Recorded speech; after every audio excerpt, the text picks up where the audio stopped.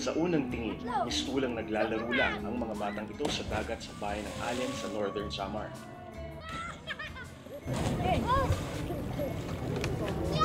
Sir! Ito na magiging na! Wala pang kuha! Diyos mo! Salamat! Pero sa bawat pagsisid, katumbas ng pag-asang may makakain sa araw na ito. Bawat hagis ng barya ng mga pasahero, tila hudyat ng karera sa pagsisid ng mga batang nag-uunahang makuha ang inaasam na barya. Tulad ng 11 anyos na si Ambo na tinitiis ang matinding sikat ng araw at paulit-ulit na paglusong sa dagat.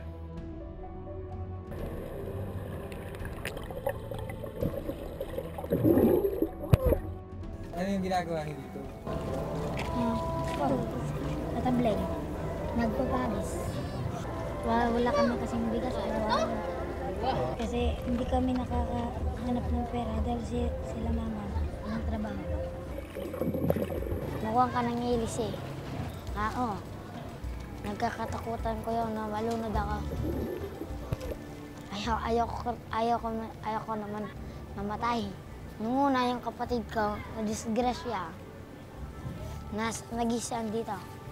Gise. Sugatan. Ako naman, nahulog naman ako sa barko. Sa gatas, nagkahulog ko.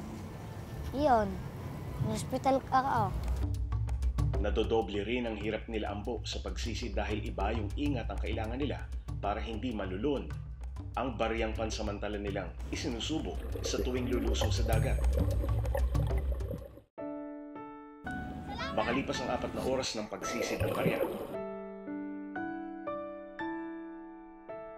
pagsapit ng alas 12 ng tanghali, ngayon pa lang makakakain si Ambo at ang kanyang mga kapatid.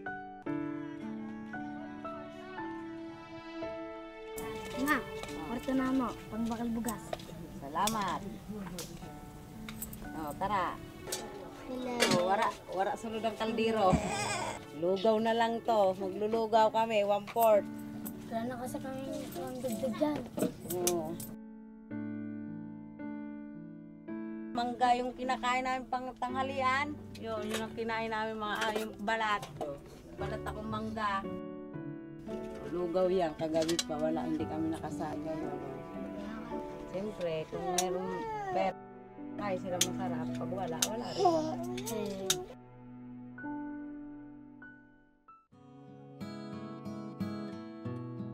Sa mga butas ng kanal na ito, nag-aabang si Ambo ng mga talangka na maaaring kainin.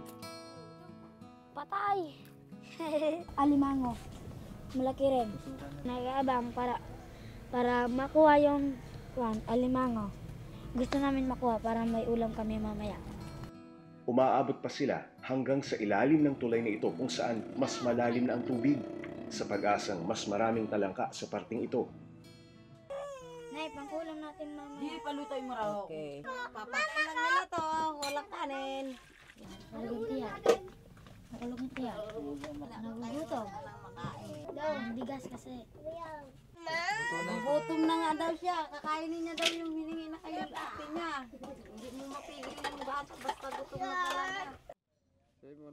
Lugaw lang. Ang lugaw na isusubo na lang sana ni Ambo, kailangan pa niyang ipaubaya sa mas nakababatang kapatid. Pinigay ko lang na lugaw sa kapatid ko.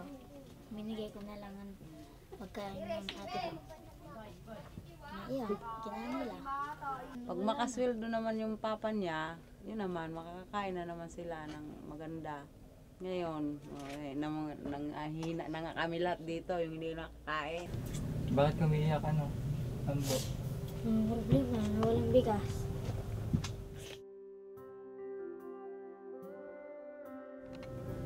Ang problema ng bigas, ang problema rin ng pera para makabili ng bigas. Araw, 2 absent ko lang. Doon ako sa dagat. Kahit malayo lang, kahit piso, hinahabol ko para makapera.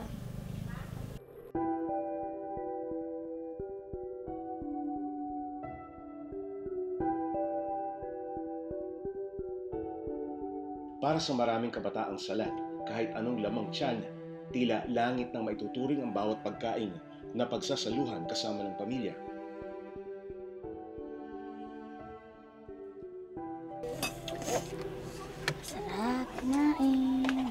may pagkain.